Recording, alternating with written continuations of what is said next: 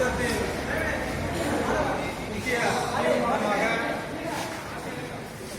எதிர்வரும் 22ஆம் தேதி கட்சியின் முதன்மை செயலாளர் ஐயா இந்திய அரசன் அவர்கள் உடல்நலக்குறைவால் காரணமானதை முன்னிட்டு தலைவர் எழுச்சி தமிழர் அவர்கள் தஞ்சை மாவட்டம் பட்டுக்கோட்டையில் ஐயா அவர்களுடைய படத்தை திறந்து வைக்கிறார்கள். அதற்கு திருவாரூர் தெற்கு மாவட்டத்திலிருந்து திரளாக கலந்து கொள்வதோடு கட்சியின் நிதியாக ரூபாய் 50,000 வழங்கப்படும் என்றும், அடுத்ததாக வெல்லும் ஜனநாயக மாநாடு டிசம்பர் 23 திருச்சி நடைபெற உள்ளது.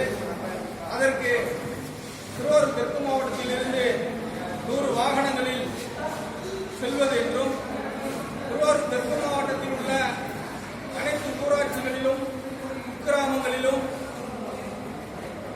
மாநாடு தொடர்பான சுவரோலம்பரங்கள் மற்றும் குண்டறிக்கைகள் மூலம் விளம்பரம் செய்வது எனவும் இக்கூட்டத்தில் தீர்மானிக்கப்பட்டது.